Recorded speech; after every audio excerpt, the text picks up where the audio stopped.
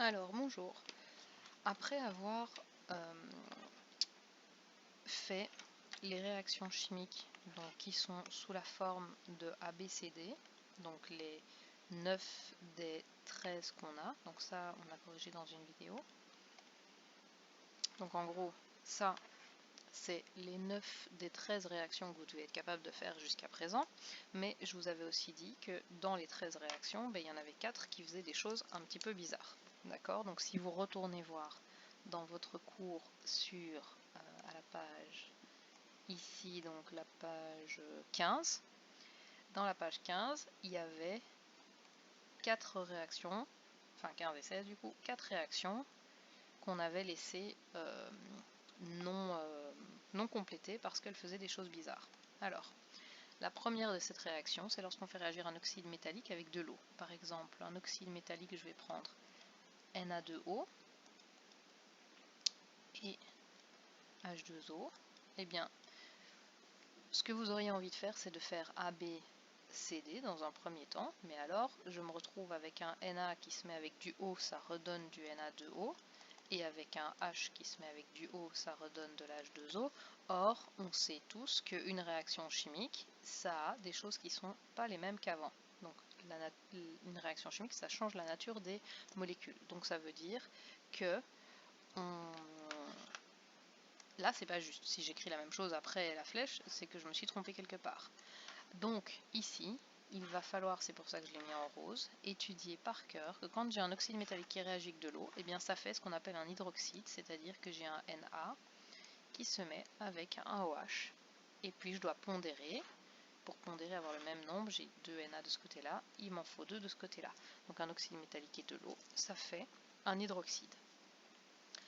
Ensuite, la deuxième réaction qui est un petit peu bizarre, donc c'est un oxyde non métallique, donc on va prendre par exemple du N2O3 et de l'H2O. Bien là, c'est la même histoire que là-bas au-dessus. Si je croise, je fais N et O, ça me redonne du N2O3, et du H et O, ça me redonne de l'H2O. Donc ça veut dire que je suis dans un des cas où la réaction chimique fait des choses bizarres et que donc je dois l'étudier. Et ça forme quoi? Un oxyde non métallique et de l'H2O, ça forme un acide. Donc un acide, c'était quoi? C'est un H, un M', donc le non-métal qu'il y a dans le non-métallique, et un oxygène. Et pour savoir lequel va être formé, je n'ai qu'à compter tous les atomes qu'il y a à gauche et les remettre à droite. Donc j'ai 2 N, je vais mettre un petit 2 au N, j'ai 3 plus 1 oxygène, 4, et j'ai 2 hydrogènes. Attention, on sait que quand tous les indices sont divisibles par un même entier, on peut simplifier. Donc ça devient HNO, 2 divisé par 2, 2 divisé par 2, 4 divisé par 2, HNO2, et voilà. Un oxyde non métallique et de l'H2O, ça donne un acide. Un acide, c'est un HM'O. On compte les atomes qu'il y a à gauche, on les remet à droite. Les deux dernières réactions qui font des choses bizarres, c'était la 9 et la 10. Donc elles font des choses bizarres, il faut donc les étudier. Qu'est-ce qu'elles font de bizarre? Alors la 9, c'est un hydroxyde, donc on va prendre du NaOH par exemple. Avec un oxyde non métallique, on va reprendre du N2O3. Alors, ce qu'il faut comprendre, c'est que dans ces 4 réactions qui font des choses bizarres, 3 font intervenir les oxydes non métalliques. Et que donc ces oxydes non métalliques, ce qu'ils font de bizarre, c'est qu'ils vont se transformer en groupements. Les groupements que vous connaissez, nitrite, nitrate, chlorite, chlorate, etc. Et que pour pouvoir savoir quels groupements vont être formés, eh bien vous allez devoir utiliser le dos de votre feuille ou un brouillon pour pouvoir savoir quel groupement va être formé. Et pour faire ça, on va utiliser la réaction numéro 4 dont on vient se servir. Si vous vous rappelez, la réaction numéro 4, c'était un oxyde non métallique et de l'H2O, et ça formait un acide H2N2O4, c'est-à-dire HNO2, parce que les trois se simplifiaient. Et bien, cette chose que vous faites sur le côté de votre feuille, d'accord, donc c'est un brouillon, ne sert que à dire que ce que j'ai besoin, c'est du NO2. Donc cette réaction-là, en fait, c'est un truc mémotechnique pour retenir que mon N2O3 va en réalité, quand on le fait réagir avec toutes les autres molécules qu'on peut, se transformer en NO2. Ce NO2, c'est un groupement qui est négatif parce que vous l'avez étudié. Donc il doit se combiner à un atome qui est positif. dans NaOH. L'atome qui est positif, c'est le Na, donc j'ai Na qui va se mettre avec NO2. Et puis, j'ai OH qui va former une molécule toute seule. Et quelle est la molécule qui contient du H et du O? C'est une molécule d'H2O. Ensuite, je vais devoir pondérer. Et pour pouvoir pondérer, je vais mettre 2 ici et 2 là. Ne vous inquiétez pas, je vais faire une synthèse après. La réaction numéro 10, c'est exactement la même histoire que ici au-dessus. Donc j'ai un oxyde métallique, on va prendre de l'oxyde d'aluminium, Al2O3, et un oxyde non métallique. Alors je vais en prendre un autre, comme ça vous voyez que ça change. Alors, j'ai un oxyde non métallique, ici. Donc, je sais qu'il va former un groupement, mais je ne sais pas lequel. Pour pouvoir trouver lequel, plutôt que de les étudier par cœur, parce que je pourrais vous donner 12 molécules à étudier par cœur, mais ce n'est pas le but, je prends cet oxyde non métallique, je lui rajoute une molécule d'H2O. Comme entre-temps vous aurez étudié les réactions numéro 2 et 4, vous savez que ça donne une réaction H, N, O, et pour savoir lequel, je compte. J'ai 2 H, donc je mets un 2, j'ai 2 N, donc je mets un 2, j'ai 5 plus 1, 6 oxygènes, 2, 2, 6, ça simplifie tout par 2, donc je vais noter H, N, O, 3, et cette réaction-ci, je vous rappelle que c'est un brouillon, donc ça veut dire quoi un brouillon? Ça veut dire qu'en gros, je me fiche de ça, je ne le regarde pas. Tout ce que je regarde, c'est le NO3 que j'ai formé ici. C'est le NO3 que j'ai besoin dans ma réaction ici. Ce NO3, il se lie à un atome qui est positif. Qui est-ce qui est positif dans cet atome-là? Dans cette molécule, pardon, l'aluminium. Donc je fais Al, je croise les valences, et puis je vais pondérer, je mets un 2 ici. Attention, cette réaction-ci, c'est la seule réaction où vous croisez un A, B, C, D et où vous n'obtenez qu'une seule molécule. D'accord? Donc je n'ai pas de deuxième molécule. Ça, c'est ma réponse. D'accord? Donc vous voyez que ces 4 réactions-là, voilà, elles font que des choses bizarres. Donc il n'y a rien à faire, vous êtes obligé de les étudier. Donc ça veut dire que pour pouvoir faire ça, on va faire une autre page de synthèse. Donc, dans une réaction chimique, en gros, donc, on va faire la synthèse en 2 parties. On va faire d'abord la synthèse des 4 réactions que vous devez connaître par cœur parce qu'elles font des choses bizarres. D'accord? Donc dans ces 4 réactions, elles se divisent en 2 groupes. La première, c'est quand j'ai un oxyde métallique et de l'eau, ça fait un hydroxyde.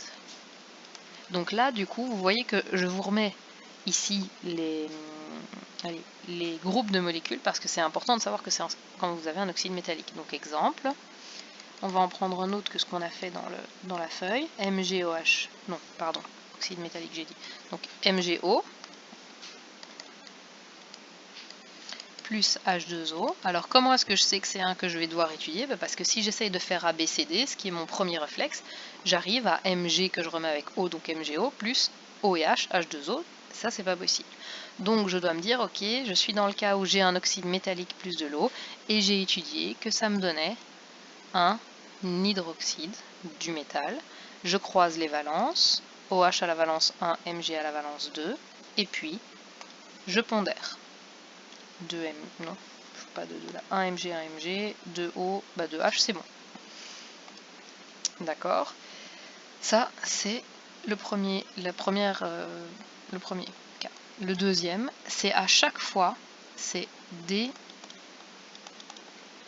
qu'on a un oxyde non métallique. Donc les 3 réactions que je vais avoir ici, c'est toutes les 3 des réactions qui font intervenir un oxyde non métallique. Alors le premier cas, c'est quand j'ai un oxyde non métallique plus de l'eau. On va en utiliser un autre, Cl2O3 plus H2O. Et bien là, c'est pas compliqué. Ce que je fais, c'est que je dois retenir qu'un oxyde non métallique et de l'eau, ça va former un acide. Je sais qu'un acide, c'est H, Cl et O. J'ai H2, Cl2, O4. Je simplifie tout, ça me donne H, Cl, O2 et j'ai ma réponse.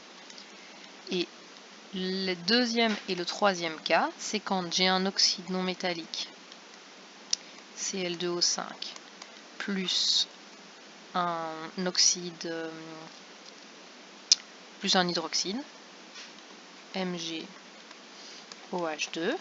Là, attention, je vais devoir utiliser la réaction 1, c'est-à-dire prendre l'oxyde non métallique que j'ai, rajouter H2O, faire toute la réaction que j'ai là, H2Cl2O5 plus 1, 6, HClO3, et dire, ok, dans cette réaction-là, donc ça c'est ce que je fais sur le... D'accord, je m'en sers plus, après je le vois plus, tout ce que je garde c'est ClO3.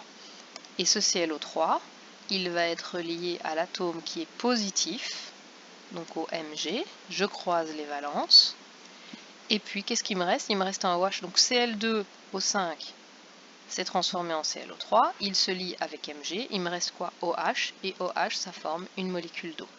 Ensuite, je pondère, mais j'ai un Mg, 2 Cl, 2 Cl, 5, 6, 7, c'est bon.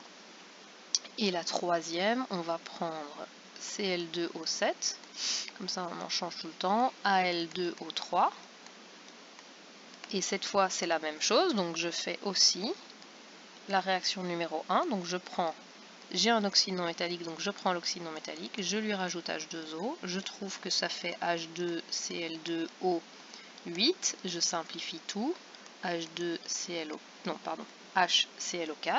Ce que j'ai besoin, c'est mon ClO4, le reste, je m'en fiche. Je prends mon ClO4 et je le lie à l'atome qui est positif dans mon oxyde métallique.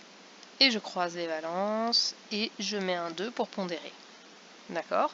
Donc ça, c'est les 4 que vous devez étudier par cœur. Donc, dans ces 4 qu'on doit étudier par cœur, soit on a un oxyde métallique et de l'eau et ça fait un hydroxyde, vous devez étudier ça par cœur, d'accord? Il n'y a pas 36, je veux dire, il n'y a aucune autre façon de le trouver, ou en tout cas, si vous en trouvez une, je veux bien. Moi, je ne l'ai pas encore trouvé. Et les 3 autres à étudier par cœur, c'est dès qu'on a un oxyde non métallique. On a un oxyde non métallique et de l'eau, ça fait un HM', on compte, on remet à droite. Et on a un oxyde métallique et autre chose, eh bien on sait qu'on doit utiliser la réaction avec de l'eau pour trouver le groupement formé. Et puis une fois qu'on a le groupement, là ça redevient du ABCD en quelque sorte, parce que mon groupement c'est mon B, je dois le mettre avec un atome qui est positif, donc je trouve celui qui est positif, et puis je remets celui qui a rien. Et vous n'oubliez pas que ici, il n'y a rien, ça c'est la seule réaction où j'ai ABCD et où j'ai formation que d'une seule molécule. Ça, c'est la synthèse donc des 4 réactions. Donc je vais arrêter la vidéo ici, et comme ça on va faire des exercices là-dessus, et après on fera, je ferai une synthèse de comment est-ce qu'on sait au début d'un exercice, comment on fait la différence et on trie ce à quoi on a affaire.